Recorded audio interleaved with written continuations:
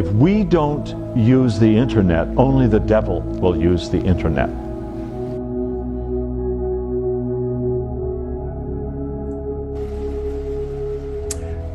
All right, tonight I have the pleasure of speaking with the Lamprey Milt. Lamprey Milt is the author of a number of articles at the American Sun, his most recent being Achtung-Achtung, a reflection on the 1991 album Achtung Baby, released by the band U2. Lamprey is also the host of MGTOW Chats, a podcast where he's discussed a number of issues ranging from the state of the dating market all the way to geopolitics. Lamprey, before we start off, I want to say thank you for joining me tonight. I've been following your work for a while. I think I heard you for the first time on Tim Kelly's podcast, maybe like a year and a half ago. And it was I believe it was on the topic of one of your other articles, it might have been the LA riot article. Mm-hmm. I started listening to you after that, and started listening to Tom Kaczynski through you as well. And it's been good following your content. Well, I appreciate that. It means a lot to me. Excellent, man. Excellent. Yeah, so here we go. I'm sure you've heard this question a number of times, but would you mind just giving us a brief background as to how you sort of got into doing content on the internet? I did a call-in with Stefan Molyneux. Yes, I listened to that. Yes. Yeah. Some of my listeners have heard it. Some others have not. I reposted it on BitChute. And that was my first time doing something like that. Initially, the person I moved to Cambodia with, we were planning on doing something called the Kampuchea tapes. And we had a falling out. We never got it going. And that was around the same time I did the Free Domain Radio call-in. Another expat known as MGTOW expat was able to track me down. He was in Phnom Penh at the time. We had drinks. We went out to dinner. We had a great time. And he was like, "Oh, we should, do live streams together." I did maybe like a half a dozen live streams with him. And I met Ian through Luke, who's MGTOW expat. And then Ian was like, "Oh, why don't you do content with me? Let's do live streams." And that was pretty much it. The rest is history. So between my background living in Southeast Asia and some of the other, hot topics that are popular these days are things that I kind of knew about. So I was able to kind of it was a form of catharsis on my doing the live streams, and that's pretty much it. So he's no longer doing the streams with me. It's been a year now since I've done any shows with him. Funny thing, as of yesterday, me and Ian did do our first show in about a year and a half, and It got a community guideline strike. So I just re-uploaded it onto BitChute. So I'm hoping maybe he has a change of heart. He might return, but who knows? It's been great. All the people that I've always wanted to have a conversation with have been happy to oblige. They've been on my show. Tim Kelly, who's been I've been following Tim Kelly for maybe like 7 or 8 years now. Mm-hmm. So to actually have a conversation with him was like the epitome. I'm like, wow, I finally get to have a conversation with a guy who red pilled me on so many different topics. I mean, half my bookshelf is books that he's mentioned through passing, through just passively having conversations with others, and that's pretty much it. I got I have a few other cool guests lined up, and I think you've been following MGTOW Chats for a while. I've seen you in the comment sections. I guess you've decided to start doing your own show, which is great. The more the better. And I think because of the lockdown, the ongoing situation with the economy, I think more and more people are going to start being content creators. Yeah, you said something in an episode of maybe 2 weeks ago, 3 weeks ago, where you were just talking about the drought of content. And I was with you there with all the bannings and all the censorship that's been going out with the situation we're all living in, I just felt like it was about time to say something. Right. Yeah, absolutely. Yeah, Tim Kelly, I have to just give that guy props. He's opened my eyes to so much. Very fortunate to have found him. Um, yeah, excellent, dude. So why Cambodia? What happened? How'd you get there? Well, the friend that I had mentioned, he was living there for 2 years prior to me showing up, and we were co-workers working dead end jobs. He got a internship or a contract with the UN. He went over, Okay. and I was the only friend that was willing to go and visit him. All our other friends were like, "Fuck that! I'm not going to third world country, get Mm. killed or something bad might happen." But prior to that, we had made plans to go to Budapest for a month, and that fell through. So I was really disappointed. And he was like, "Oh, why don't you just come in visit me in Cambodia?" Knew absolutely nothing about the country other than Apocalypse Now and Mm. more. Didn't even know about Angkor Wat, Mm. and that was pretty much it. So I wound up staying there for a little over 4 years. Oh, wow. Wow, that's awesome, man. Sounds like quite the trip. I certainly do miss it. It's I guess it's kind of weird. It's like having someone else's memories in your head. How long has it been since you were there? Now I think it's for going on 5 years now, almost 5 years. Okay. 2017, I came back. It must have been quite the experience as far as opening your eyes to, quote unquote, the red pill and the whole MGTOW sphere, if you're interacting with women in Southeast Asia. Well, women of Asia are definitely more hypergamous, but they flaunt it. They're a little bit more upfront, crass, but at the same time, it's very charming. I am as a said that a few times about women in Indonesia, and this is prior to social media really taking off. Obviously, those women had Facebooks and such, but they didn't really have access to the outside world, and there wasn't nearly as much content on the internet about places like Thailand, Vietnam, and Cambodia. Now a lot of people in the manosphere talk about moving over there, geomaxing, being an expatriate. So a lot of people reach out to me asking questions about how to move there, what to do, this, that, and the other. But Mhm. obviously now with the lockdowns and a lot of the ongoing political instability across the globe, I don't know if it's necessarily a good thing to relocate unless you have like a good sizable war chest or you're much older. Yeah, no, I think that you're right about that.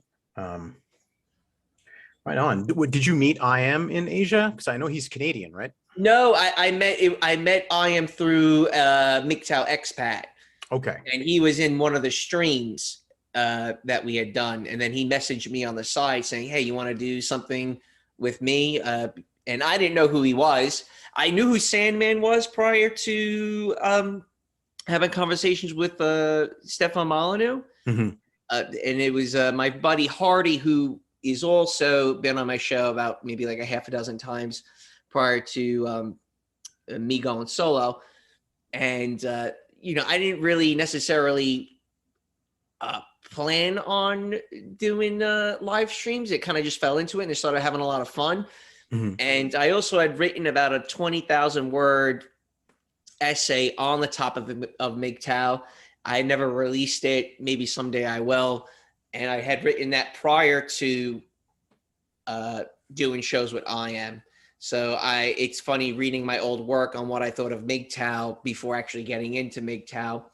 And I just find it comical. You look back at your work being, you're a little bit more ignorant to the topics and such. Yeah. And that's pretty much it. The thing is like creating content and having conversations like the one we're having today. You really have to do a lot of studying. There's a lot of show preparation. You really should take a step back and realize what the hell you're saying, because sometimes you sound like a complete jackass. And I'm sure there's many times I've sounded like an idiot doing live streams and such. And, there's been times where I've been wrong about various topics, but that's part of the learning curve. And I'm in no way an expert in any field. I'm kind of a Renaissance man. I know a lot about I know little about a lot of topics. Some areas I know more than others. Sustainable development, Agenda 21. Geopolitics. Those are things that I'm a little bit more in tune with, and obviously manosphere related topics. Those are kind of my strong points. Other things like transhumanism and flat Earth and and science. Those aren't necessarily my strong points. Sure. Right on. Well, before we move on to the main topic of the U2 album, what do you think about this current state of manosphere, MGTOW? I noticed you have a lot of like black pill guys, I guess, on your channel. Some of those talks are a little they're a little rough to get through. There's a lot of, it feels like a lot of like depression. Like these guys are going through some pretty hard times, or maybe in their mind they put a lot of blocks in front of themselves. Well, I boiled down the black pill to being the lack of motivation and the killing of one's motivation. Motivation's such an aggravation. And it's a Sum 41 song. So I know a lot of people in my own personal life that are quite black pill, living the life of Hamlet, where what's the sense of doing anything if you're just gonna die, right? I'm black pill on some, nihilism. That's for sure.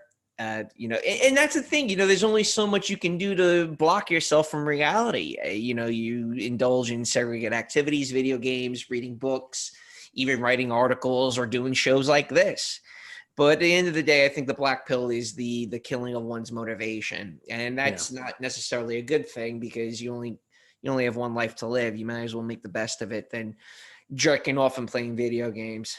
Yeah, man, I got to agree. And I do think the video games are really dangerous. Actually, the older I get and the more people that I interact with who are really into online virtual worlds, it seems like they have a really hard time getting out of those and finding real motivation to like hit gym, work on themselves. I know self-improvement is kind of like a meme, but I do think it's very important, like, what are you going to do? Just sit in your chair and grow into it, Right. Yeah. Yeah. It's pretty tough. You can't blame an average 24-year-old to feel that way. You have all this aggression, pent up anger, and you have no outlet. On top of it, you're not getting laid. I mean, I've said many times on my show, living in the United States is like living in a nursing home. And now with COVID, it's even worse, right? Now it's a sterile environment, wearing masks and getting booster shots. There's not necessarily an outlet for guys, versus in other countries, there are outlets for men to be men. Here, it's overregulated, lawsuits. Everyone's got a claim in some area. So you can't necessarily just go out and do what the hell you want to do. Yeah, man. I was in my early 20s in the early 2000s. And even then, I don't think it was as nearly as bad as it is now, and of course, the lockdowns and everything, besides the point, even if we weren't locked down, like I don't remember just the state of dating, the state of politics, the state of just individual atomization and the lack of relationships and community. I don't remember it being nearly as bad. Well, what you say, the early 2000s, I mean, that's peak America as far as I'm concerned. Like between 1995 up until the crash in 08, I mean, America was running high in the hog. It's the last time we had any type of solidarity where we got to go kill a bunch of fucking Muslims in some country that we can't even point to on a map. Everyone was kind of lock, stock, and barrel as far as who to take our aggression out on. And now we just don't necessarily know who that enemy is. China, white Christian males. Yeah, we're the worst. Kind of a mix. Yeah, right. It's kind of a weird situation we're in. Yeah, it's crazy, man. I feel so fortunate. I got out of college right at '05. And the I went to college in California, which has always been a progressive liberal nightmare, and it really was not that bad back then. Yeah, like I said, I mean, I was in high school in the mid 2000s. I look back on it with nostalgia, no question about it. Listening to G Unit, all of our friends, my friends were all driving really dope cars. There was also this whole like Italian Renaissance thing between Sopranos and Jersey Shore. So, it was kind of cool, like being immersed in a lot of that shit, like, being like out of nowhere, being like the cool ethnic group in the United States, where now it's sodomites and fucking trannies. It is, man. Span of 20 years, you went from roided Italian meatheads to trannies. I'm like, what? How the fuck did that happen? Man, it's so true. It's absolutely bizarre. Even where I live in the Southeast, where you wouldn't think that is really taken hold, but a lot of the young people that I interact with in their early 20s now are very, very confused people, man. Yeah, I think every American is confused at this point, and a lot of people have too much free time on their hands that you have the ability to think about if you're the opposite sex. It's like, right? Am I a woman? Am I a woman? Yo, go get a fucking job. How about that? Yeah, tell me about it. It's crazy. It's hard to believe, and I see it happening in I work in the tech field. So it's everywhere, and it's just been getting more and more over the last couple of years. But even in the fitness industry, which is where I spend a lot of my time, it's been coming in too. And you wouldn't think so. You wouldn't think at a boxing gym you'd have a kid with rainbow hair who, I don't know. It's just a strange place, man. It's a strange place to be these days. Well, I was mentioning to Ian, all these young people, even like old women now too, with a pink and kind of like this off gray metallic colored hair, lime green, neon blue. If you were to see those colors in the wild, it would be a sign of right. It'd be a sign of poison. Stay away. Aposematism or whatever it is. Yeah, man. Yeah, poison tree frog. Exactly. It's crazy. So, it's totally true. So all these social justice warriors are showing their true colors, which is that they're fucking poisonous. Well, I appreciate it because it just allows me not to interact with them. Right off the bat, looking at somebody, like, okay, you and I are not going to get along. Right. Well, the problem is, now they're in your workspace, and maybe you have family members that are like this, and what it is the whole go along to get along. Well, don't say anything rude. They're a free spirit. You gotta let them, spread their wings. Well, I'm like, I don't know. And that's no good. That's true. That is how that it is. But I don't, how it's such a shame that it is that way, because you have all of these people giving terrible advice to young people. Right. No, I totally understand. And that's the prevailing culture at large. So it's hard to kind of run counter to this when everything is pause. Yeah. Yeah. That expression, man, I stumbled across common filth maybe in 2015, 2016. And I heard that expression for the first time, and it was just it perfectly summed it up. What, pause? Yeah. Yeah, it's all fucking positive, man. Yeah. That's it. Is it like, positive? It's a reference to HIV positive. Oh yes, absolutely. Right. So and if all you got to do is turn on Netflix or any of these streaming services to see the new shows and the new movies, and you can't get away from it. It's everywhere. Well, none of it's good either. No, it's terrible. It's all terrible. So that, 2012 is my end of the United States. like 2012 was the last year of the United States as we know it. So any books I buy, any movies I watch, even video games, it has to be before 2012. And the further and further we get away from 2012, the harder and harder it is to have a good point of reference to to understand something.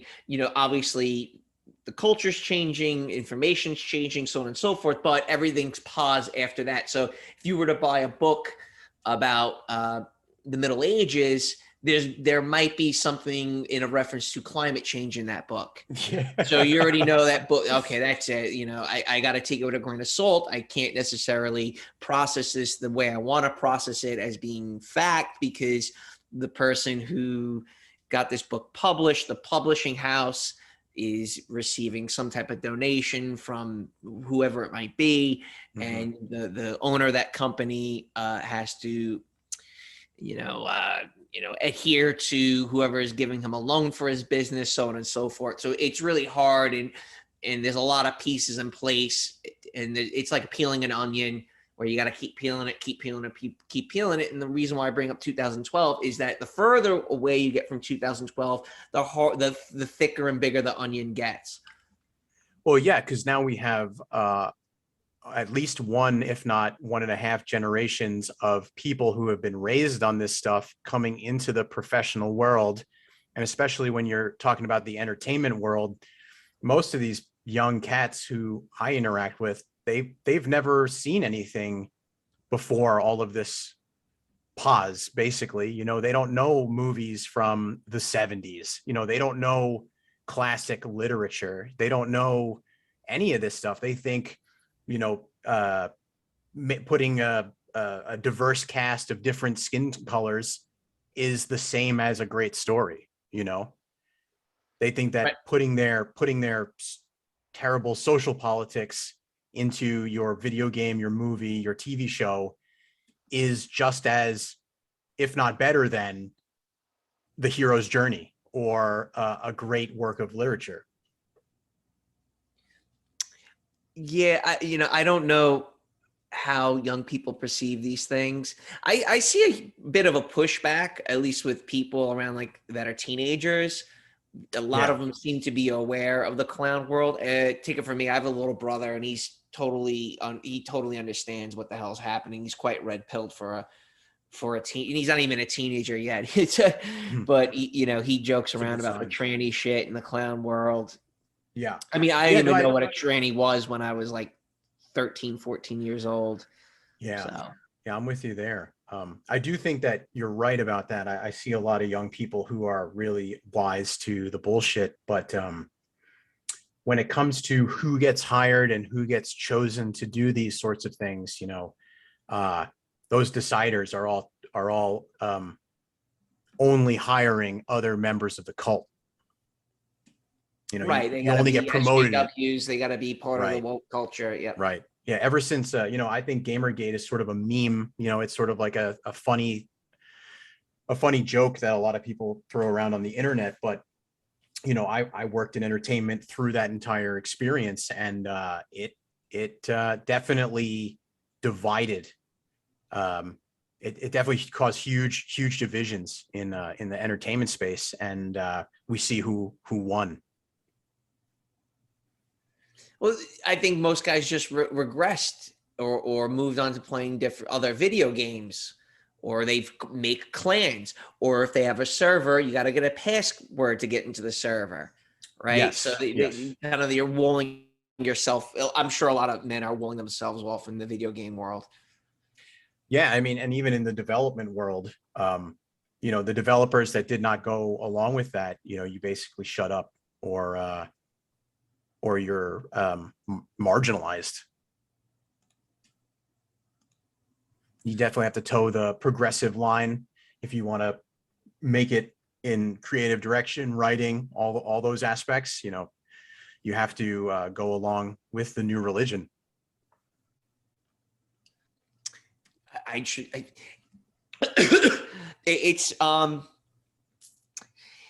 the problem is that you can't, because of egalitarianism and a lot of these people are around you, it's hard to avoid them, which kind of coincides with the Bugman life, where more and more people again are kind of trying to wall themselves off one way or another. You see that we're having this conversation through Zoom, and even though the Omicron variant is not necessarily all that dangerous, more and more people are using these platforms not to meet in person. I think we've become somewhat complicit with using technology as a way of communicating with other people versus meeting them in person. So Yeah. I wouldn't be surprised if there's another variant and the variant after that, and more people are again trying to avoid talking in person, meeting in person, because it's really hard to have a conversation with someone who you don't necessarily know. You know, again, this individualism where this one's a social justice warrior, this one's a boomer, this one is, you know, a Mexican-American second generation, this person's from California. So you see like how everyone, this is just an easier means of communicating because people are pretty much afraid of talking and meeting in person because you don't know how that other person is going to perceive you. Yeah, I think you're right. And, you know, even just trying to make friends as an adult, you know, it's extremely challenging, you know, even getting just somebody who you may have had a good conversation with, like in the gym or something, to set a time where they'll go out and grab a beer. It's like pulling teeth. Yeah, I remember back in New York, this guy was wearing a Deftones t-shirt. I'm like, oh shit, you know, I was trying to talk to him about Deftones, and he was like, yeah, you know, Deftones is that, blah blah blah. And I was like, yo, let's hang out. Maybe we can go see the Deftones next time they're in the neighborhood. And he didn't even want to exchange numbers with me. I'm like, okay, fine, fuck you then. You know? Jeez, yeah. I know exactly how you feel. So yeah, And then obviously with the opposite sex situation, that's even worse. I used to joke around, like I can't even get my friends to agree on what song to play on the radio when, you know, for a half-hour car drive. You spend more time looking for a song, play a song for like 30 seconds, and like, no, I don't like that song. And then you're afraid of that, if how that other person's going to perceive that song. Well, he doesn't like that song, you know? Yeah, man. It's just an example where even guys can't even get along about stuff. Well, I think that's a pretty good segue into talking about albums and music. So U2, I didn't even know about this album. The first time I ever heard U2 was that "Hold Me, Thrill Me, Kiss Me, Kill Me" song. That was like the main song of one of those gay Batman movies in the 90s. Okay. Yeah. You know, so I really didn't know much about U2 besides that song and then the episode of South Park that made fun of Bono. Yeah, that was great. That was great. Yeah, absolutely. Yeah. That was so funny. I'm not number two.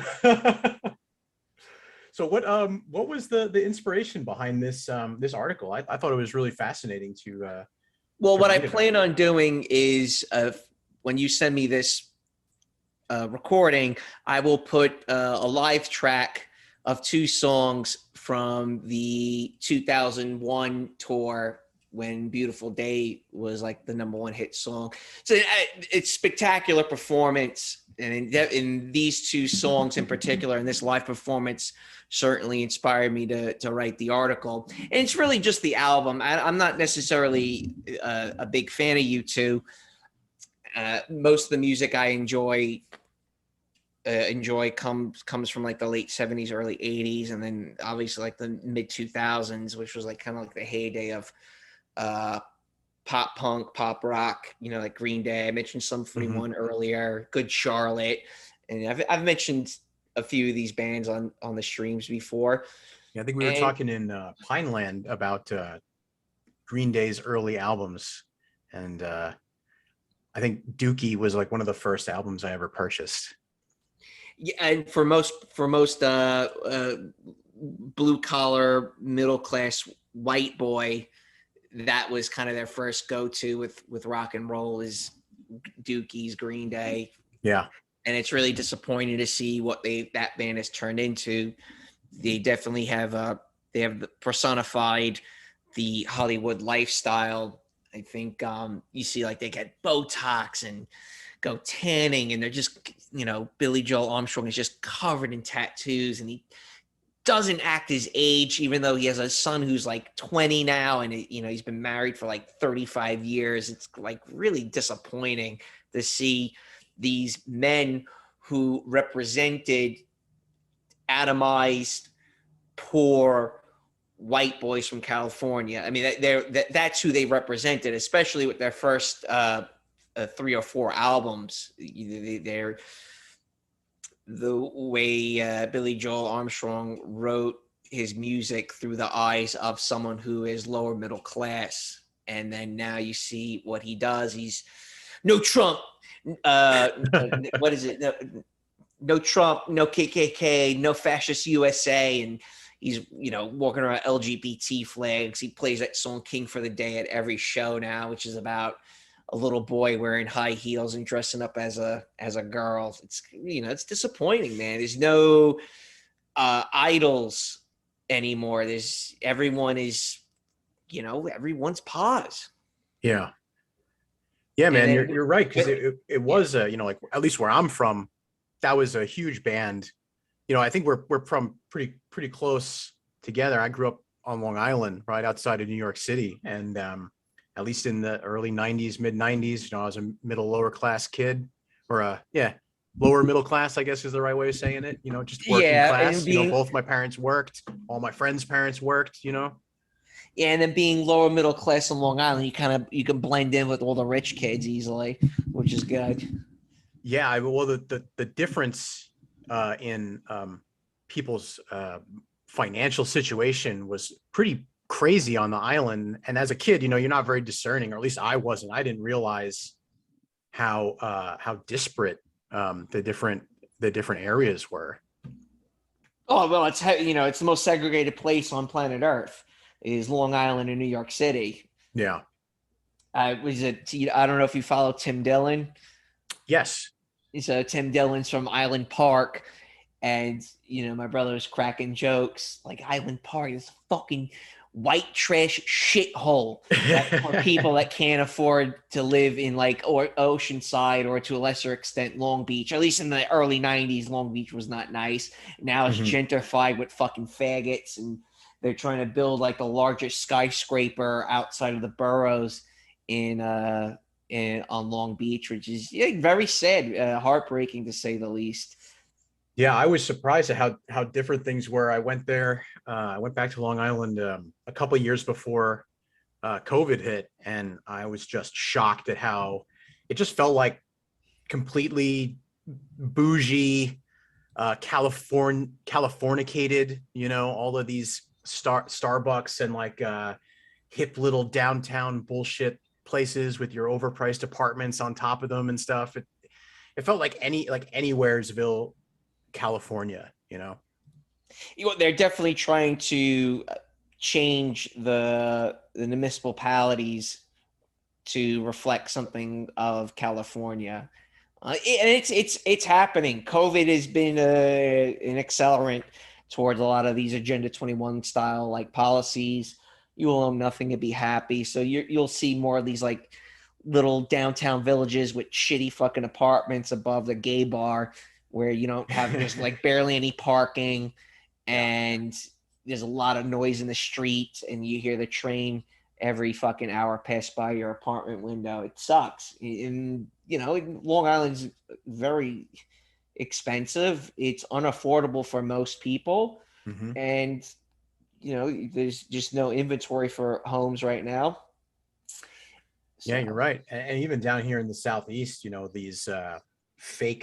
these fake communities that look like California like main streets are popping up everywhere, and they're like these big outdoor mall eyesores where everything looks very modern and completely astroturfed, with your dog park and your gay bar and your wine bar, and then you can get your Pilates studio. Pilates. Overpriced everything. It's all the same. Everywhere you go, there's a like kind of like this flattening effect culturally. So like what you were just saying, where every downtown across the United States is looking more and more like one another. Yeah, it's gross. It is. It's gross. I think they're passing new laws now. Like if you plan on building like a homeowners association, like a large, block of land where all the homes look the same, they have to have a sidewalk and they have to have city plumbing. No longer a septic system. No longer building a home out in like the woods somewhere. Those things are becoming harder to do. Yeah, if one was even in a financial situation to purchase a home, which you got to be pretty well off and also kind of dumb at this point to buy at this point of the market, in my opinion. You can't get something without a HOA. You can't put another structure on your property. You don't have Right. property. You could spit on the house next door. You got to pay fees out the ass just to be a part of a neighborhood you don't even know any of your neighbors and you don't even like living in, but it beats paying rent.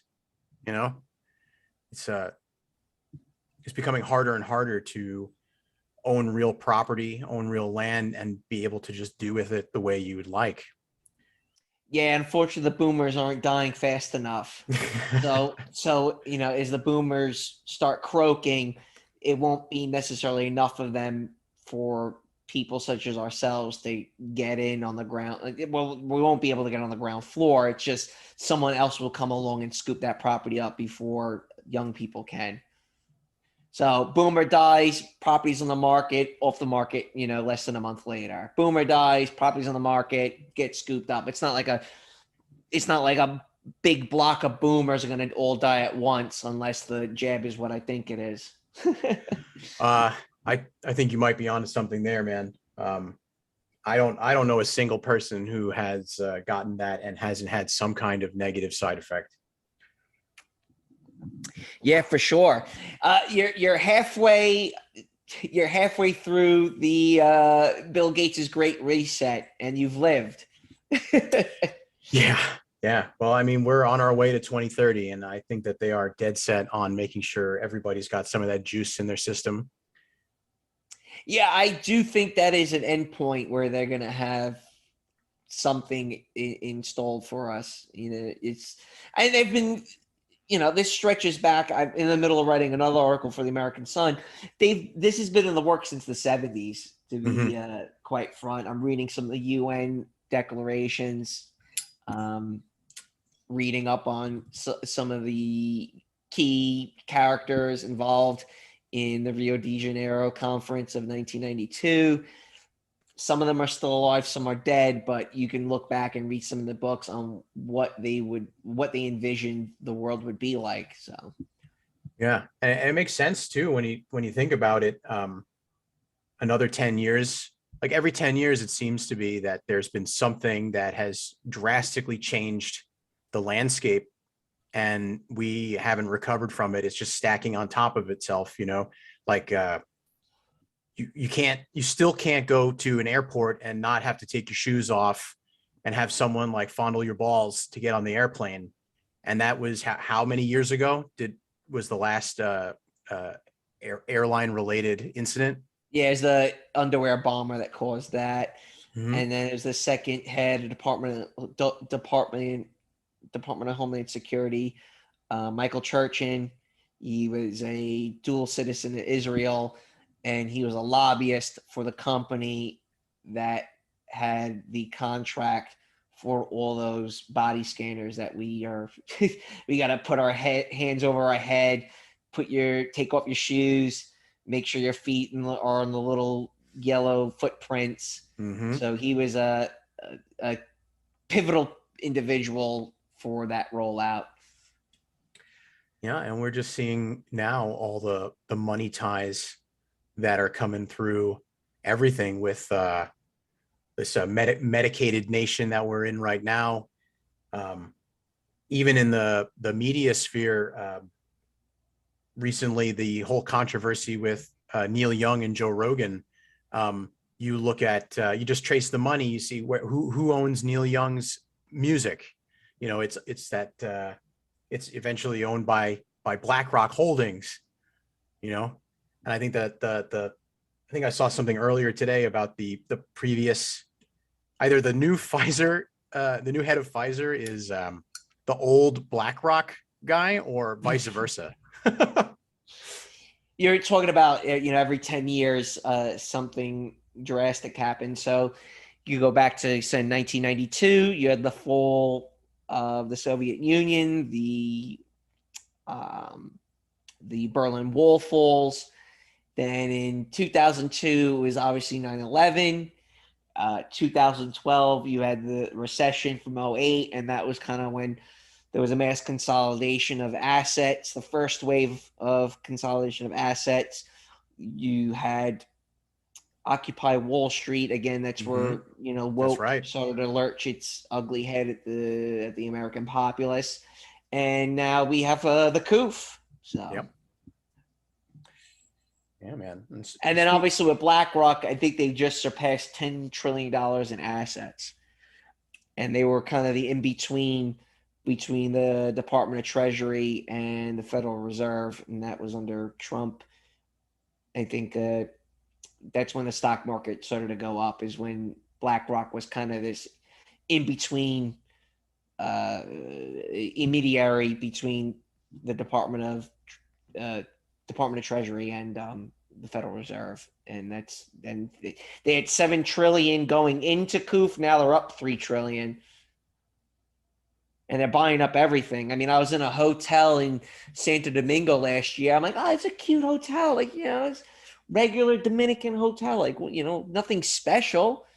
And then I look into it. BlackRock bought it in 2017. So, it's hotels. It's a hedge fund. I mean, what the hell does a hedge fund do? Can someone please give me a good definition on what a hedge fund is? Hedge fund has only been around for 34 years. That came around during the 80s, the concept of a hedge fund. So, yeah. Speaking of BlackRock buying things and these companies gaining more and more wealth, at least in my area, something like 43% of all real estate is owned by investors, and a majority of that is Zillow. I don't know if it's necessarily Zillow just took a $6 billion loss for their iBuyer program in the Southwest. Yeah. So they had to liquidate a lot of their properties. Who they liquidated their properties to, that's a whole other story, because it just went back to other publicly traded companies. Yes. But they are, a lot of them are owned by LLCs. I don't necessarily think it's all publicly traded companies. I mean, they are a growing segment of the real estate market as far as buying up these single family homes. No question about it. No doubt about it. But most of it is boomers, second properties, renting them out, trying to get a passive income. Anything that's the bulk of these investor owner properties. Yeah, it does seem that way. And when I look around at just the real estate listings, even in my area, the amount of properties that are owned by Zillow or Redfin or one of these big real estate companies, I mean, they're everywhere. I will say though that I have noticed prices starting to drop, and I think they're finally feeling the pain from using algorithms to purchase everything in the last 2 years, as prices have been driven up artificially. So I think we're on the precipice of seeing something happening in the real estate market. That's for sure. I don't think so. I think they want to keep we would like to dream of that.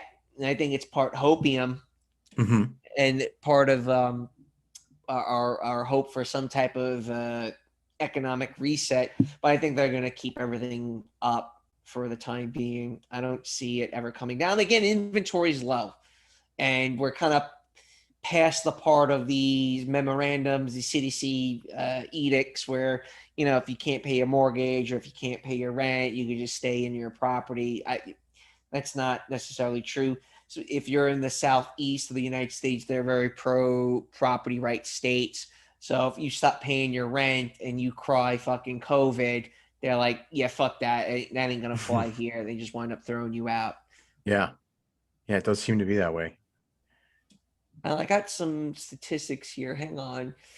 All right. So Zillow liquidated about half of its iBuying inventory, taking $160 million loss. I'm sorry, my figures were off there, or a 6% during the endeavor that goes back to 2019.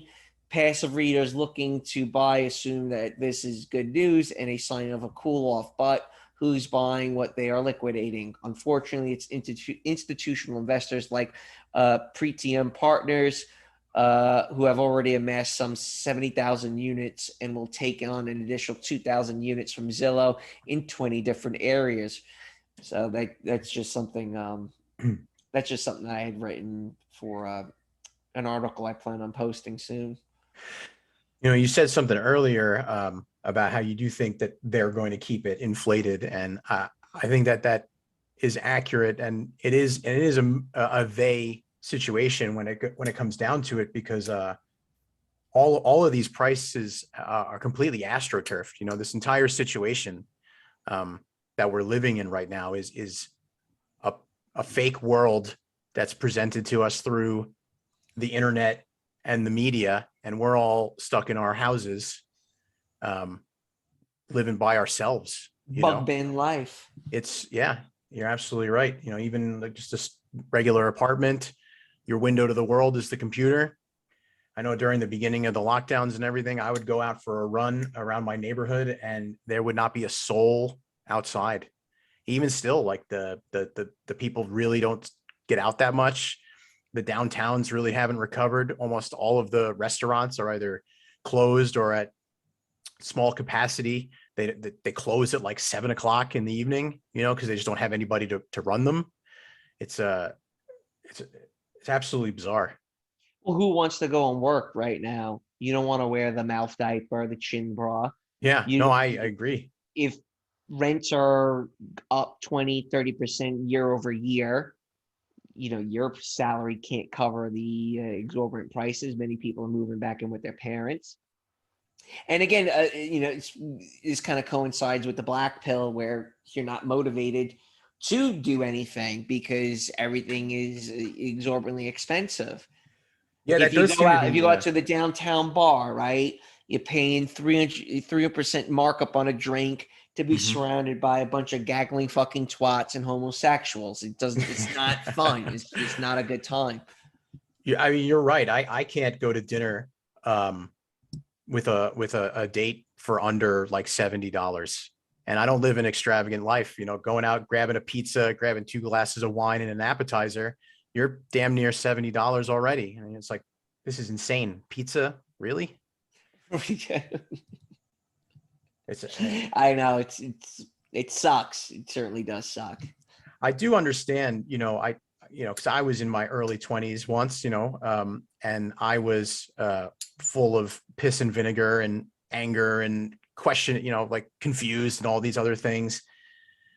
So I understand where a lot of these guys are coming from. I just can't get behind the nihilism, the giving up. I think that there's always a way to do something to improve yourself. Because if you're not actively trying to do things, you're just going to spiral into deeper depression. It's like a snowball effect, Well, the more society comes to grasp of the magnitude of the decline, the sadder the decline becomes.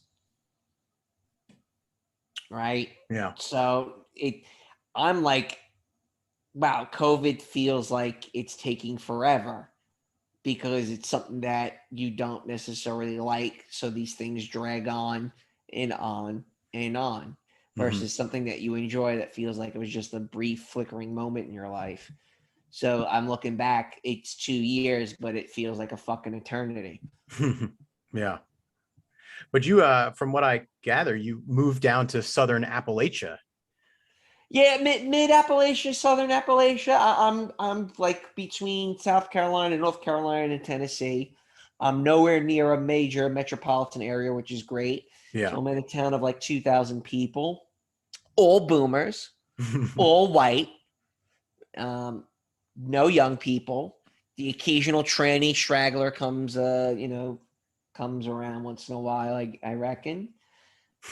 And it sucks. There's no young people. I do not see young people fucking anywhere. Where are they? Well, they're in the metaverse.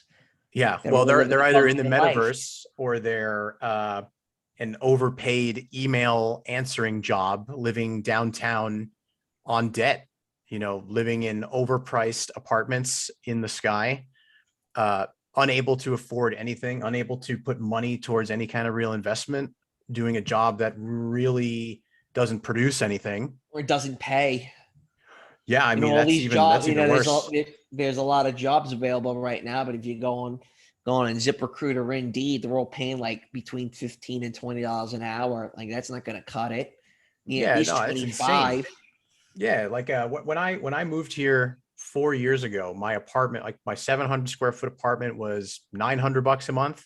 It's now going for 1600. Who what regular person can afford that? That's insane. That's California prices. Correct. And the prices from California, New York are spreading across the United States. Yeah. That's what's happening. It's the redistribution of fucking land in prices. Yeah. That's exactly what's happening. Yeah, especially with also the redistribution of people. I can't tell you how many people I've met in my area who are from Boston, New York, California, because they wanted to get the hell out, and now they're here. They're like, wow, it's so expensive here. I thought it'd be cheaper. It's like, well, you can thank yourself and all your friends who moved here. Right. And that's funny because I'm also learning a little bit about like places like Greenville, South Carolina, and Charleston, South Carolina, and like Athens, Georgia, and in Atlanta. If you worked in Atlanta, you could live like in Atlanta, not that far from where your job is. But since there's so many people relocating, buying up properties in areas where their jobs are located, now people that work in Atlanta are having to commute an hour to work. Mm-hmm. So it's like New York City all over again, where I had to travel an hour and a half on the train to get to work because I can't afford close to where my job was. I had to live out on Long Island. And and I know Long Island's even more expensive than New York City. Yeah. Yeah, man. On top of that damn commute, losing 3 hours of your day, just like right off the bat. 3 hours of my day and $500 a month. Insane. Yeah, I used to live in San Francisco for a while, and you can't work in the city and live in the city. Like, you have to be making like Google money.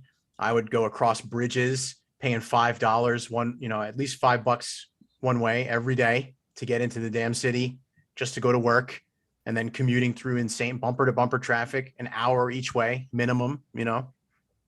Same in Seattle. I used to live in Seattle too. I had to commute on a bus for like an hour and a half each way to get into the city because you can't drive in the city because there's nowhere to park.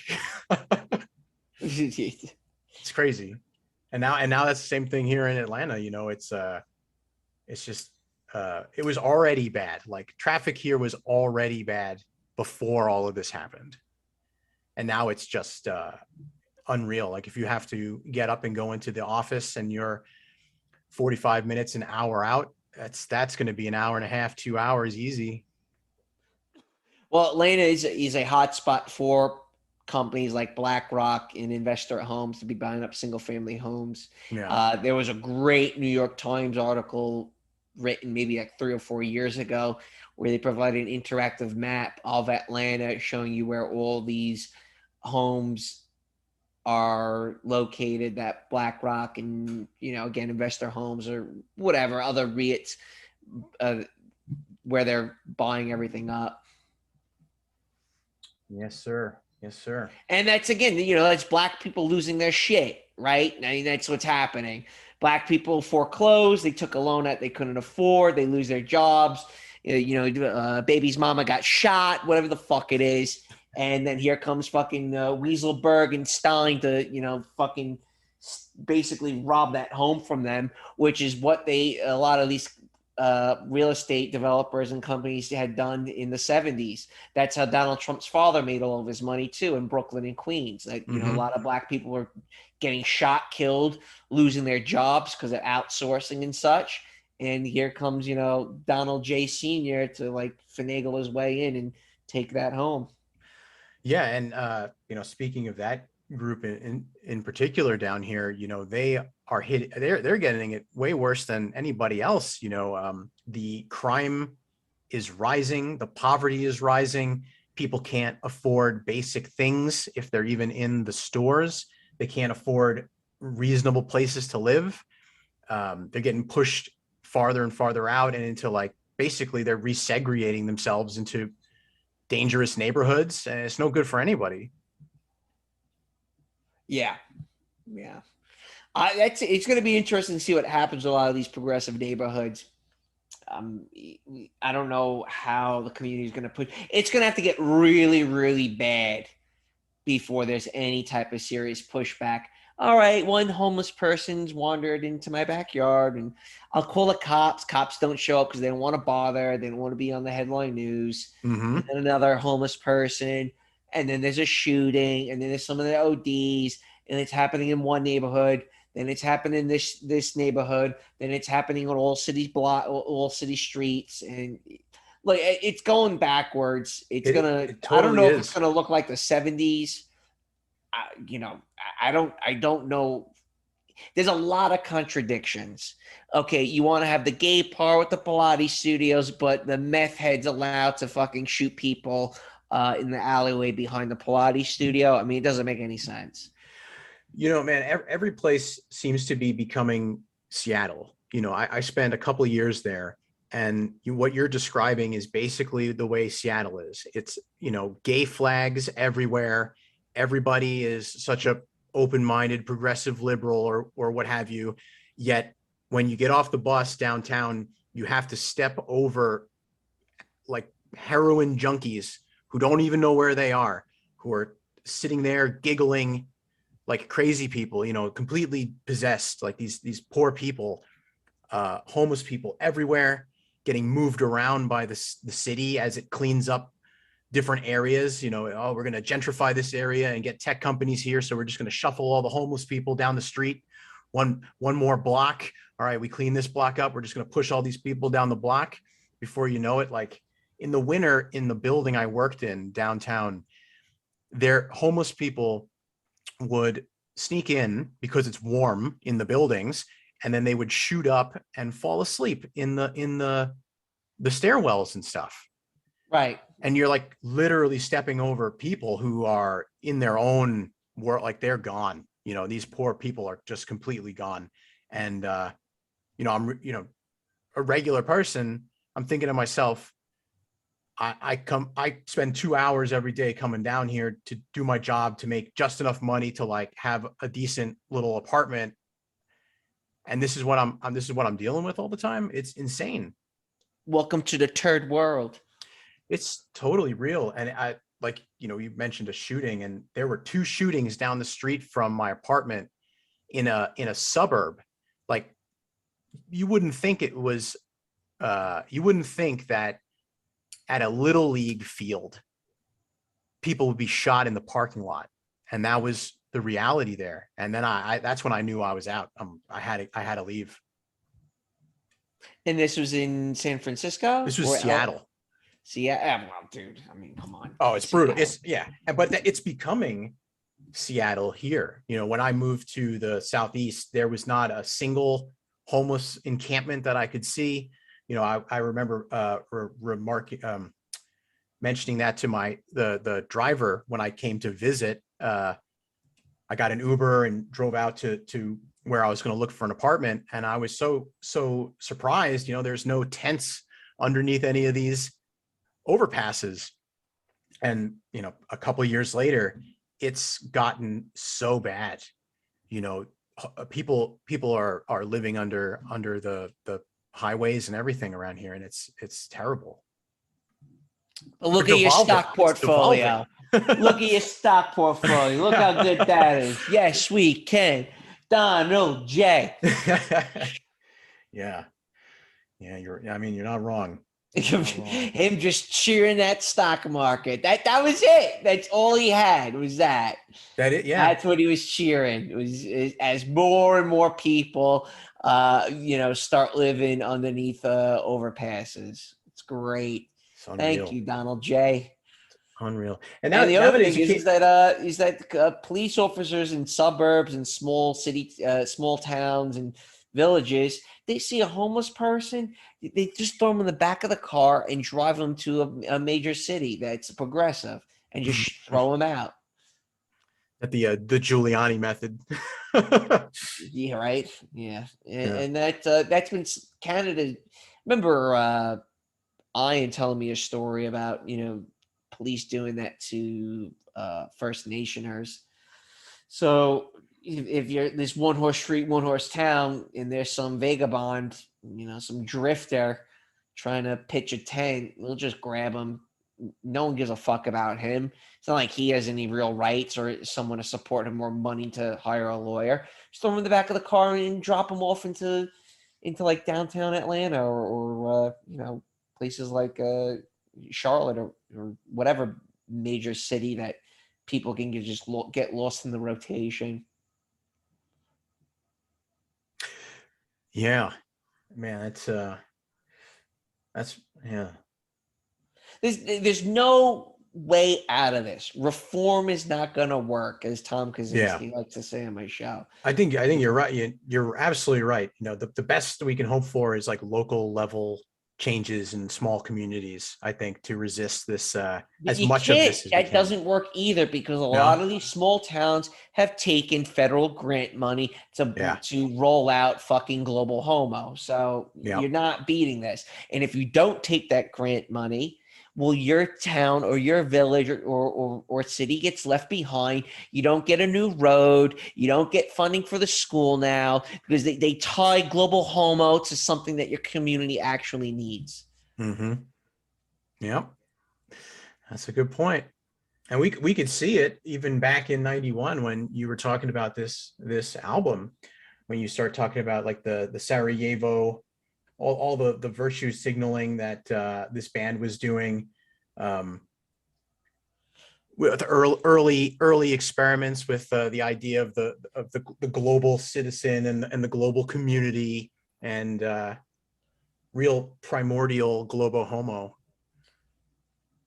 Yeah, well, talking about that article I had written, and again, I'm going to definitely post at the end of this show during the Elevation tour, the Mysterious Ways and the Fly are the two songs I plan on posting that will go along with this chat we did. Berlin Wall fell, so U2 album title is Achtung-Achtung, which means attention in German. Their stage, the concert stage during Zoo TV, it was a monster tour, one of the biggest tours in world history. They had, like, I guess, a car that was built in East Germany dangling from the rafters or on stage. And the idea was to tear down walls, right? Open up the world to this neoliberal model of, human rights and feminism and no wars and peace, love, and happiness. And, U2 at that time had already done Live Aid. They did the song, Do They Know It's Christmas? So they had some publicity on the global scale prior to this album. And obviously the Joshua Tree, which is their probably most successful album, a few years prior to the release of Achtung Baby. So they had a lot of international credit at that point, and they were the most popular international band. They probably are to this day the most popular international band since the Beatles. And probably now Coldplay is a little bit more popular just because they're younger, and U2's like they're in their early 60s now, so it's not like they're traveling the world like they used to. But yeah, I mean, I had a lot of fun writing that article. It wasn't necessarily my most popular article I had written for the American Sun. Didn't think it was going to be. Like, not many people want to hear about U2 and Bono, and I think the overwhelming majority of my listeners have an idea what Bono is about and what U2 stands for. They're an avant-garde to the neoliberal death machine. And it's not just U2. You see Bruce Springsteen now, Neil Young complaining about the Toe Rogan. Yeah. All these people have to adhere to their paymasters. Yeah, it's true. You mentioned the Beatles, and that's another one of those bands with an extremely shady history. Their Sgt. Pepper's Lonely Hearts Club album with a picture of Aleister Crowley prominently right there. Well, that album normalized drug use. Is that so? Yep. That is correct. Prior to that album, the only people doing drugs were beatniks and jazz drummers. Heroin is popular with drummers. That's notoriously known. The most prominent, most popular drummers in rock and roll have all been addicted to heroin, including my favorite drummer, which is Topper Heaton. He was addicted to heroin, and he was a jazz drummer. But yeah, Sgt. Pepper's Lonely Heart, they normalized drug use in the Western hemisphere, especially in the Anglosphere, because after that album, it was we had the Summer of Love and the hippie bullshit and MK Ultra and stuff like that. I played in a couple bands in the early 2000s when I lived in Los Angeles, and heroin was the drug du jour, along with copious amounts of cocaine. You couldn't go anywhere without running into all of that stuff. Nice, you'd get laid.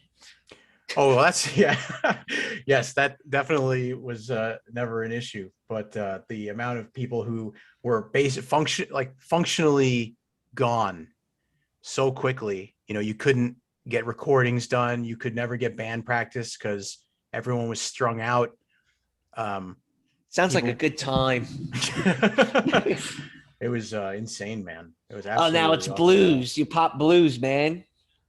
I'm sorry, what's that? I'm blues, not familiar. blues, Oxycontin. Oh, Jesus, yeah. And that does seem to be the new drug. Everyone loves their painkillers. Well, it's so much easier than, having to get a syringe and, you gotta hurt yourself. I don't want to do any of that. Just give me a pill. Oh, nice. I was really fortunate that I never got into all of that stuff. I would smoke a ton of weed, a little bit of coke. I ain't no saint, but fortunately, the idea of putting anything into my veins was never on the table. And then I just watch all these people, completely blow it. We get deals to play and get paid at places, and people couldn't even show up because they were strung out. I think it was one of the Misfits guys who made a joke about how, like, the music industry is the only industry where people can't get along enough to make music and get paid for it. It's it's so true. And I've worked in a number of different areas of entertainment, movies, TV, music, games. And it's true. These people, like, you're getting paid to be a creative person, but part of being a creative person tends to be you have drug problems. And then that definitely gets in the way of any kind of success. And I know so many people who destroyed themselves before, extremely talented people with, could have been incredible artists, destroyed themselves through these drugs. I think it's just part of the lifestyle. We're talking a little bit about rock bands tonight, and the person who taught me how to play the bass guitar is on the Grammy board, and he worked in the professional music field. Big artists and such. He used to tell me that to be a musician and to be a successful one, you have to be fucking insane. You have to be crazy. You Yeah. really, truly do. It is such. We all dream of being rock stars. I mean, if I had to choose between a rock star and an actor, I'd rather be a rock star, no doubt about it. It's just a fucking badass way of living. But it comes. There's a price to pay. It takes a toll on your body. We're talking about Bono. Okay, so Bono is 61 now. He's the same age as my dad. And if you have seen what he looks like recently, he's shot. He's just his body is he's stiff as a board. He can barely move. He's leathered face from the sun, from the lighting. He's a cigarette smoker, or was a cigarette smoker. Definitely a drinker. I mean, he's from Ireland, and he's My been people. and he's traveled the world nonstop for 35 plus years. Doing sold out shows, screaming and yelling for 2 hours straight every other night. Of what person can put their bodies through something like that? The only other people I can think of are like professional athletes. Yeah, well, I don't think professional athletes need to sell their soul the way that you have to if you're going to be in entertainment, if you're going to be a musician. It's interesting because I got some books on YouTube. One of them, I think it's over here. I got a lot of my source from this book called The Front Man. It's by Harry Browning, and it's about how many pages? It's about a 200-page book, and it talks in depth about Bono's tax evasions, how he gained his power and his wealth, his connections with a lot of the ruling class and the oligarchs. It's a really good book. It's almost 10 years old now, but in the first few chapters, it kind of lays out that U2 wasn't necessarily supposed to be what they are. They were a really shitty fucking, dive bar band. And they they fancied themselves around the likes of David Bowie. And they would cover a lot of David Bowie and, other, kind of like, I guess, fusion rock, you just want to call it, Roxy Music, bands like that type of scene. They had big, they also kind of had that big frizzy hair going for them. If anyone cares to look up what U2 used to look like when they were teenagers in their early 20s. And their scout for Geffen Records was a intelligence officer for England. Weird. That's really strange. That's weird. Right. And then their manager, who's still their manager to this day, kind of worked out a deal with this intelligence officer and basically recruited them. And the rest is kind of history. And then going back to the whole Live 8 thing and Do They Know It's Christmas, Bono got the shittiest lyric in the whole song. And he was really apprehensive. He felt really uncomfortable about, saying, I forgot what the line was, but he was like saying, fuck no, I don't want to fucking say that. And he's like, you have to do it. You got to do it. He's like, no, I don't want people to think of me that way. He's very, he kind of fancies himself as a humble person. I think it's all an act, to be quite honest. But, and also, I think not so much just U2. I think with any musician, you tend to start out and become popular in your early 20s, and you start to get a feel for the music. You get a feel for yourself. You build up your confidence. And by the time Achtung Baby came out, you could tell that the band definitely felt more confident, and there was a level of prestige that they had hit by the early 90s. So, and I think that only happens to a handful of bands. Most bands kind of fall apart by the time they're in their early 30s. That's just been my point of view. I mean, no one wants to listen to Sum 41 anymore because they're in their 40s, right? Like, it's just not cool.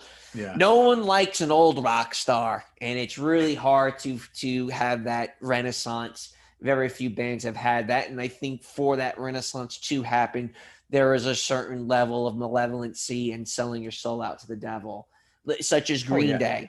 I mean, Green Day had their renaissance with American Idiot, and they're already in their early 30s by that time. And again, Achtung Baby, U2 was also in their early 30s.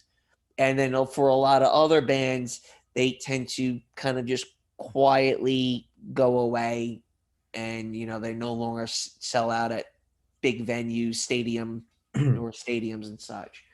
Well, if I remember correctly, a lot of these bands that we've been discussing, especially U2, they really got a lot of their popularity through MTV.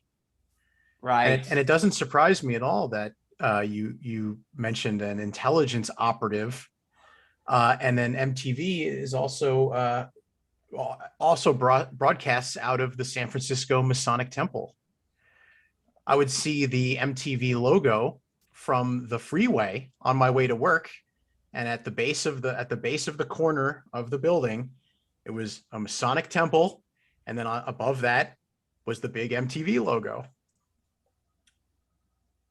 Well, U2 was MTV at that time. Oh yeah, like absolutely. They were it. Like, it was, again, global. They were selling out stadiums around the world. We're talking, dear Lord, what's Wembley Stadium? 90,000 people. That's crazy to sell out to a stadium of that size with that many people screaming, and you have the whole world at the palm of your fingertips.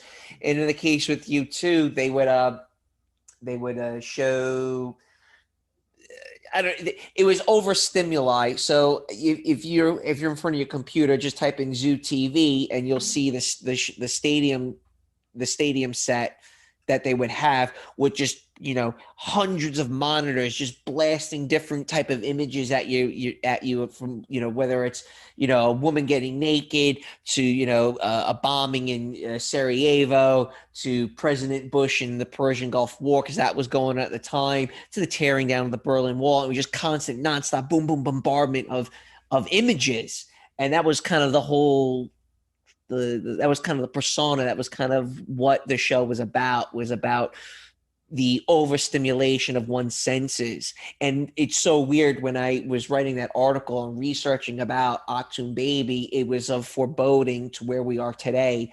I know, like, the song Even Better Than the Real Thing, which I've mentioned before in other live streams, and I'm sorry for any of my listeners if I'm repeating myself, but that was a forerunner to the Bugman life. That was a forerunner to the metaverse. It's like pornography is better than the real thing. Getting to know someone or meeting someone is, you can just have the image, you can mold and kind of like, I don't want to say typecast, but like you get an image in your head of what that artist or actor or actress is, or even that porn star is in your head. Oh, I wonder if she's like this. Yeah, that's what that person's like in real life. And then if you were actually meet that person in reality, it'll be an absolute disappointment. Yeah, I think you're absolutely right about that, and I see that you begin to project your own fantasies on someone. It's projective identification. That's totally true. People they fall in love with who they think people are, right? And they have no. They're very. It's very challenging to find the real person. I know I was guilty of that, especially in my 20s. I would look past all the red flags, because you're projecting sort of, you're like, oh no, they're okay, everything's all right, but it's a delusion. Recently Steve Van Zandt, the lead guitarist for the E Street Band with Bruce Springsteen, he just wrote a book, and he left the band. And in his book and during his interviews, he's trying to tell people that the Bruce Springsteen that you see on stage is totally not the same person. I just read that about Neil Young. Right. Yeah. I Yeah. think not Devin, was it Devin Stack recently ripping into Neil Young? Yeah, it was. Devin Stack put out a video quoting what Neil Young had to say about homosexuals in the 80s. And he was saying, like, well, Neil Young was in his 30s when he had said that, and now he's like 70 something. Do you really think his views on homosexuals have changed all that much? No. No. Mm-mm. And I think what Bruce Springsteen, he got recently arrested for getting drinking and driving, not that far from where he grew up. So I'm like, really, you're really like what? 20 minutes from where you grew up, getting shit faced driving a fucking Jeep on the beach. Something tells me you're still that same person, you know? Yeah, it also goes back towards what we were talking about a lot of these people who are kind of stuck in like an adolescent stage. You know, we had talked about some people who hadn't really matured, like the lead singer of Green Day.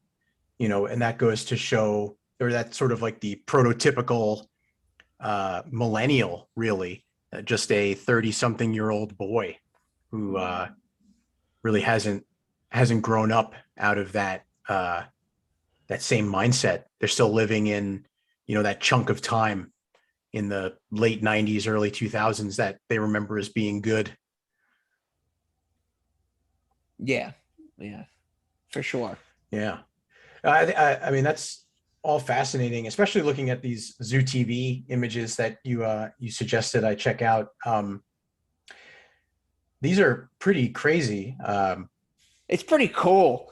It's very cool, yes, but I mean, the more I know about the intelligence apparatus that was involved with a lot of these bands, the more, you know, MTV, occultism, all the symbolism, you can totally see how these were mass broadcast rituals with Right. with a real point and goal to push as many people as possible and push the culture in a controlled direction. Yes, absolutely. I was just about to say that, you know, now that I'm thinking about it, and I can imagine what you're looking at regarding Zoo TV. You can see if you're doing that in a place like Germany or Ireland or London, how this would just push you further away from your cultural roots. Mm-hmm. Absolutely. And that was kind of part and parcel of the point of the album. Again, Achtung-Achtung, which is attention, attention in German, where the German people get a heaping dose of this neoliberal death machine of, you know, McDonald's and fucking pornos. Yeah, it's like the prototype of the culture of death that we're living in now, where it's just free pornography on tap. Everything Pop goes. Tarts. Yeah, yeah. Your food's made out of vegetable oil. Just a mess. You're just a bloated carcass on a fucking leather couch. And soon you're going to have some VR goggles and you can be in the metaverse and completely ignore everything in your life as it all falls apart. It doesn't matter. You're, you know, some kind of animal person in the metaverse. You know, the heartbreaking reality of this is really women are the drivers behind this shit too, because they're the ones that are completely fucking Yes. enamored Well, with and the women online are, world. I think I was looking at some numbers, like the women are the biggest adopters of the current order we have now, especially with you know, all the shots going out. I think the vast majority of the people who have accepted all three of them have been women. Yeah, get my top up. Like COVID. Yeah, you know, just Jesus Yeah, Christ, now like you can't have children. well, And you yeah, fucking so yeah, man, I do okay. I know a number of women who at the beginning of this thing, they thought they thought I was the crazy person. They still think I'm the crazy person. They don't want to admit that they've been lied to. But you know, all you got to do is start asking some leading questions. Be like, so did you notice anything? Have you noticed things maybe at your menstrual cycle after you've taken these things? And I do not know a single person who hasn't had serious issues with their menstrual cycles after taking these injections. And that's fine. Like, and that's totally fine. That's not something you're worried about. Like, come on, that's insane. Yeah, most people think they'll get over it or heal or something like that. Listen, I'm way. You had to have been red pilled or black not to have seen this bullshit come from a mile away. You have to be somewhat superstitious and skeptical from the get-go going into the lockdowns and the COVID narrative and shit. Yeah. I don't know about you, but at the beginning of it, I was seeing all that stuff coming out of China, and I was on board too. Like I saw on Twitter and some of the alternate media, these really horrifying scenes coming out, and I was on board. I believed it. I was really concerned, but you just had to wait a month, and then there's 2 weeks to slow the spread. And then that just kept getting extended. And now you wake up in the morning and the news app on your computer has a death ticker, and I'm like, wait, all right, this is bullshit. Like this is part of the plan. And then Operation Warp Speed. Are you kidding me? Do you think I'm an idiot? You're gonna name? I don't know. I was just rolling my eyes. Rolling my eyes.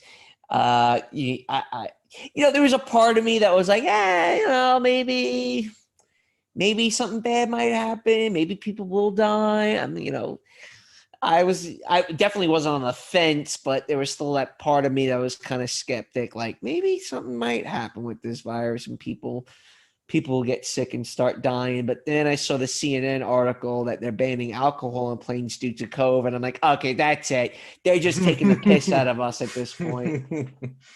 Yeah, it's like, what can we do, and what will they put up with? Like, what can we do? It seems like we'll put up with a lot, actually. Yeah, that's just because food's still around, food's still abundant, and it's still relatively peaceful despite everything that's going on.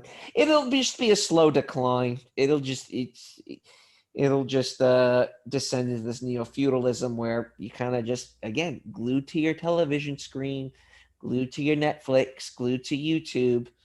Like, I think I wouldn't mind it nearly as much if you weren't constantly censoring everything.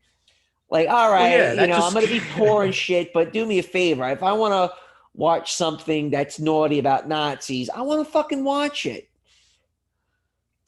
But yeah, but they can't allow it. They can't. That's how it's astroturfed. That's how know it's all horseshit. Because if it wasn't, they would just let this stuff go. Right. But there's too much truth in it, and they have to nip it before it spreads. And they're doing everything they can to deflect blame and to backpedal and change the what they said and what their plans are. And I don't know if you're up on this whole DOD, this Department of Defense medical report stuff, that the servers went down, and when they came back up, all the data was different from the Senate hearing that was going on 2 weeks ago. Okay. Like, there is so much obvious shady stuff going on that it's great. What are you going to do about it? What are you going to do? Nothing. I'm just going to watch it. I'm going to watch it. I'm going to focus in front, like what's right in front of me, but I can't help but see it all. And I have to know, like I have to keep up with it, or else, it feels almost like, I don't know. Part of me might actually start believing some bullshit. Well, no, it's like the question is gonna come down to the enforcers. Like, all right, like, they've seen that whole convoy thing in Canada. Yeah. Like, if you're a Canadian cop and you're like going along with this fucking narrative and you're really gonna defend Justin Trudeau because you're fucking white picket fence and your fucking blonde hair, blue eye fucking wife who's gonna leave you. She's gonna fucking leave you. So she's gonna leave you. She's gonna take the kids. She's gonna take the house. You're really gonna defend this shit? You're gonna defend little Castro? Give me a fucking break. Yeah, right. Tell me about it. And you're 100% right about that. She is going to leave. She's going to be with you until it's convenient to leave. And, my priest, he has been talking a whole lot recently about, you really don't need to get married. He's been telling young dudes that, in my community, like, really think about it. You don't have to get married.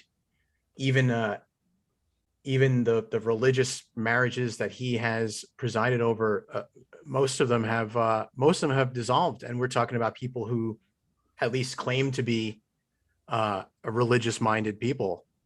And even they can't keep their marriages together. I think that the culture has just poisoned people to such a point where it's it's not an option anymore. No, it's not, and that's pretty base that your priest is actually saying something like that. Yeah, he's awesome. Yeah, it's pretty cool. Yeah, you'd have to be brain dead to get fucking married this day and age. Yeah. It's not. The point of marriage is that it's something that's forever. Death do you part. Mm-hmm. Right? If she can just say, I want a divorce, those I want a divorce. 4 simple words, letters, or whatever, 4 words. Okay. Yeah.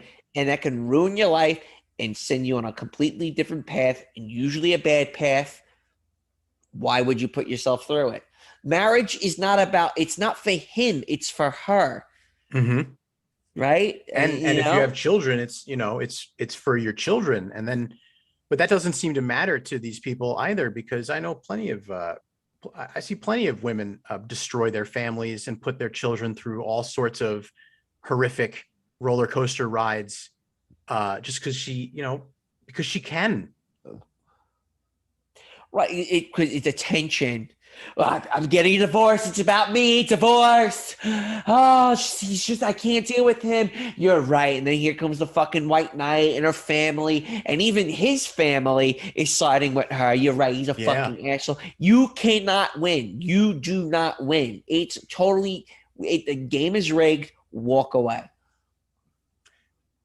Yeah. I think that you are right on the money with that. And she don't give a fuck about the kids. She don't give a fuck. It's about it's about her. Yeah, it's all about her. It's completely about her. There's absolutely no consideration of the other human lives that you are destroying when you how you're destroying your finances, how you're destroying your children's future, how they're gonna view you, how they're gonna view your fucking husband. Doesn't fucking matter. Yeah. And it'll never be enough. It'll never be good enough. And from there, what's going to happen? She gets a divorce. 5 years pass, maybe even 10 years. She's angry again. She's going to blame. She's going to wind up blaming you even more. Mm-hmm. And then she's going to use the children against you. Right. To hurt you because it's your fault that you didn't make her happy. Right. Yeah, that's great. And, it's going to be interesting. There's 2 ways out of this situation that we're in. We're going to descend into this neo-feudal, model. You alone, nothing to be happy. The boutique subscription-based economy with the Taco Bell infrastructure. Okay, that's the one model where it's fucking coffee-colored fucking homosexuals everywhere. Or we get the Black Swan, famine, gangs and pickup trucks fucking terrorizing fucking boomers. And if we go down that path, 1, you should get out of Atlanta, by the way. And 2, where do all these pit bull mommies stand during the collapse? All these women are in big trouble. Oh, it's not good for fucking Brittany and a doggy if we were to go down the path of civil war or mass genocide or anything of that type of scenario. Because we're also in a stage where if you got a bunch of incel guys who are looking at their fucking neighbors and daughters like they're the enemy instead of being on their team, you are in deep fucking shit. Oh my God. Mm-hmm. Yeah. It's not like it's a civil war and the lines are drawn. It's a fucking free for all. So maybe the lesbian couple has a fucking 22 fucking caliber pistol, But that's not going to be enough to deal with overly aggressive, sexually frustrated peasant who's fucking had it and it's been brainwashed to hate the opposite sex. That's pretty bleak, my man. Oh, it's ugly. It really is. I don't think people realize how bad the situation is. And now, if I were to say something like that to the normie, oh, they would go catatonic. They would have no idea how to handle They they don't even know how to grasp what the hell I just said right there. Like, you understand? Yeah. You got women choosing to have dogs over being in a relationship. And the guys are losing everything, and society's rapidly crumbling. She's doing selfies in Dumbo. She's going to Santorini, Greece. She's got her doggy and she's got her avocado toast, and she's smiling and having a good time with her pet gays. And she'll treat men like they're kind of like an appetizer or something at a Chinese buffet. Oh, so now I'm a piece of meat, huh? Right. Okay. We'll see how this pans out if it keeps going in the direction it's going in.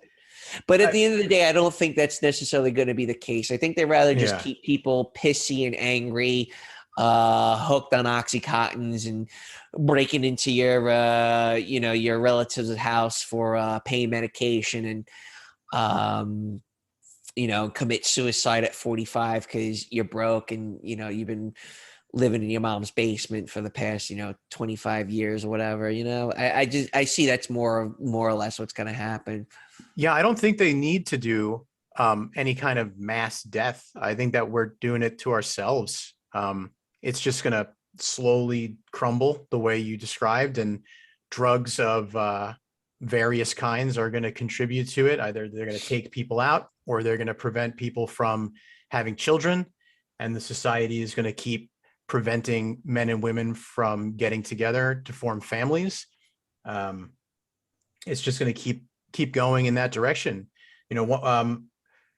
I think it was your talk with Andy Nowicki when you guys went to the Georgia Guidestones, and I realized, oh, you guys are just 2 hours from me.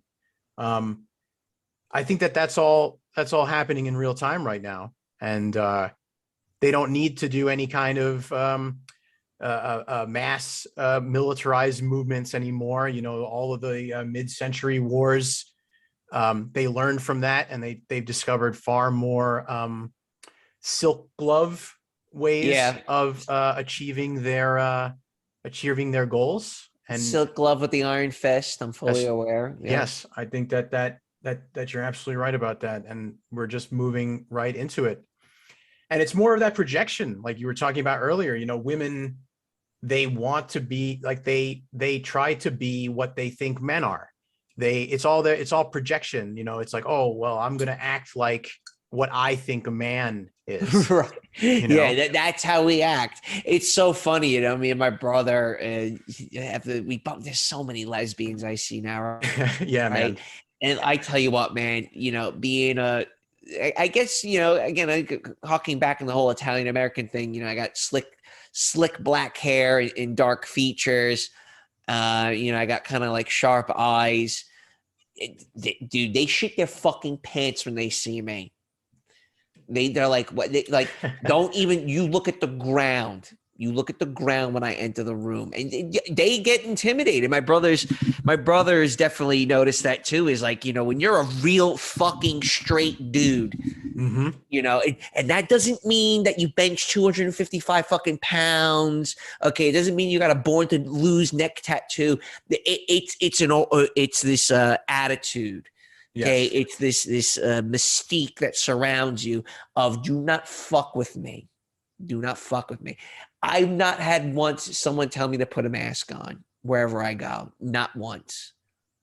Yeah, that hasn't happened to me either. Right. But stay away from me. I think I got asked to put one on at like some stupid ice cream bar, and I just turned around and walked out before they even pulled one out of the, right. The Chinese made fucking dental mask. Right. I was son of a bitch. What happened with the mask recently? Oh, it's yeah. It's also I don't know if you know going like African Americans know when they can get away with fucking around with white people. They can smell it. It's Oh, animal yes. instinct, Yes. right? And with black people, they can smell a target. I remember one of my buddies walking the streets of Brooklyn, and he would always have a paper bag lunch on him, right? And he's walking across a bunch of brownstones, and obviously there's your lovely, good Samaritans on the steps, and one black guy. He's like about 4 or 5 of them. Yo, white man, what you got in the bag? and he's just like this, just deadpans looking at him. And goes, "It's $1 million. Come and fucking get it." That was it. Done. Conversation dead. Right? And just kept on walking. And, the average fucking simp, the beta orbiter probably would have, "Oh, it's my bag. It's my peanut butter and jelly. Please don't take it." It's like, Well, you just described one of the big differences of growing up in New York.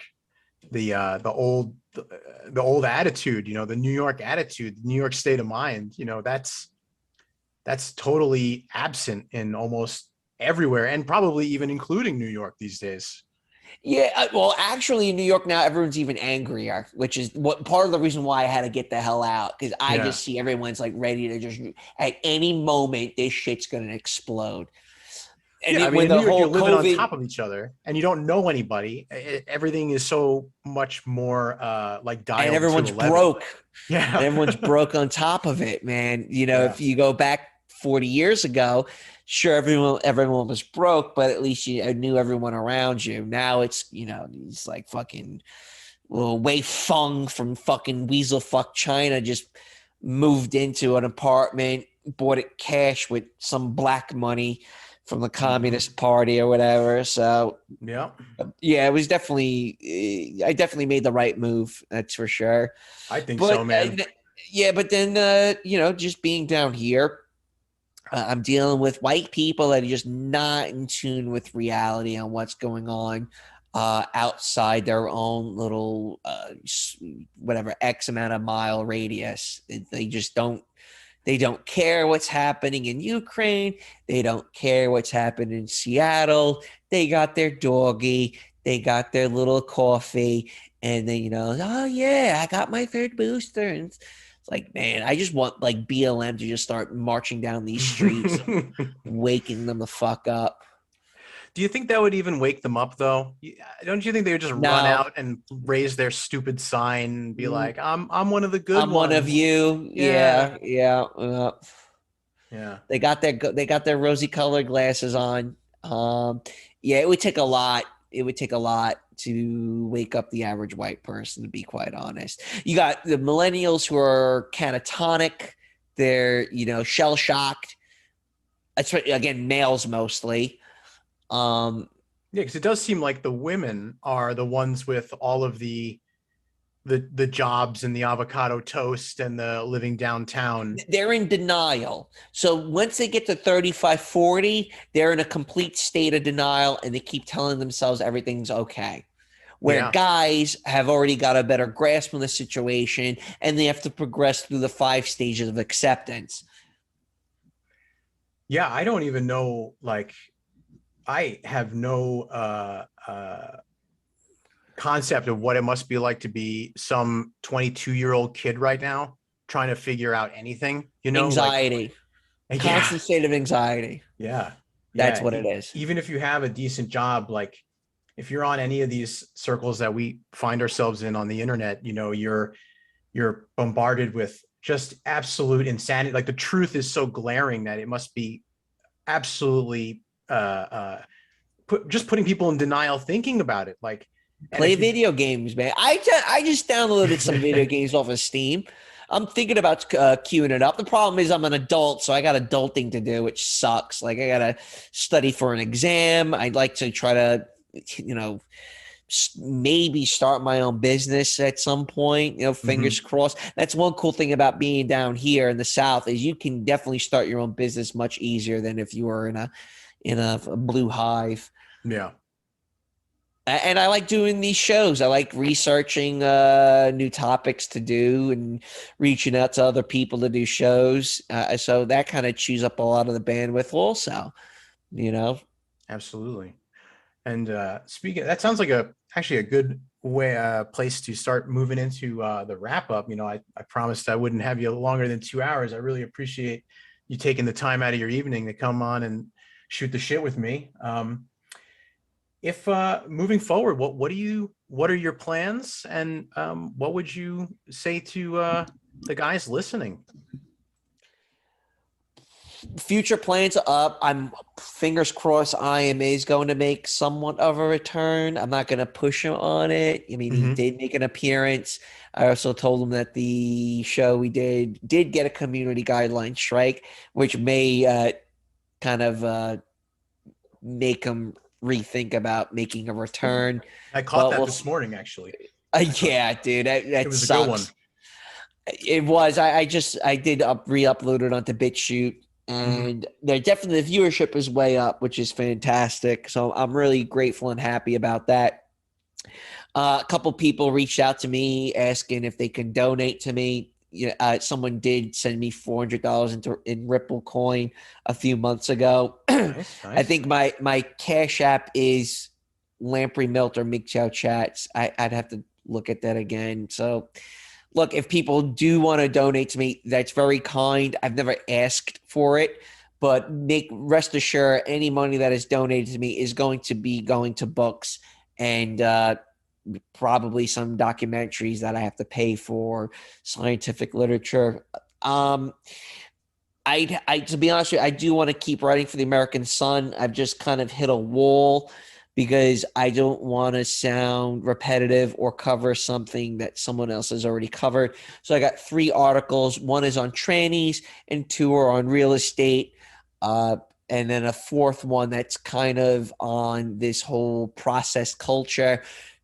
It's similar to what we were discussing earlier about these downtowns with the Pilates studios and, the woke culture and social justice warriors, how the origins of that and how that's kind of been, that is our culture now. And as far as like what guys should do, try your best to make friends, go to a dive bar, talk to people. It doesn't matter if they're not your age. I mean, a lot of my friends back in almost all my friends in Cambodia were all the same age as my father, and I still have a really good relationship with all of them. Big shout out to Hardy, and big shout out to all my other friends in Southeast Asia. I'm not going to mention names, so they've already told me don't mention anything about me. So I'll respect that. But Hardy's one that's always been a really good friend of mine. That's really about it. Try to have something to look forward to, whether it's buying a new car, whether it's buying property, whether it's getting a new computer, whether it's going on vacation. You have to have something to look forward to. And that's the only thing I really got. I mean, that's what I'm doing right now, is just trying to find something to look forward to keep me psyched and just keep you moving. Yeah, man. I think that's pretty good advice. And one last thing, actually, I would be remiss to not bring this up because I think I've heard you mention it a couple times. You're trying to swallow the God pill. How's that going? I mean, I go to church, but I actually go to what is this? The one in Spanish. They play way better music. The music is way better. I mean, it's not a dreary organ where death, die, you're gonna die, death. It's much more pleasant. There's everyone singing. It's really nice. I wish I knew Spanish a little bit better. So it's one step, one small little dose of the God pill, I guess. Well, that's a step in the right direction, man. I'm glad to hear it. All right, man. Well, listen, you have a great night. Send me the recording when you get a chance and we'll be in touch. All right. Absolutely. Lamprey, thank you so much. I appreciate you taking the time, and glory to God for all things. Yeah, you too, man. Cheers.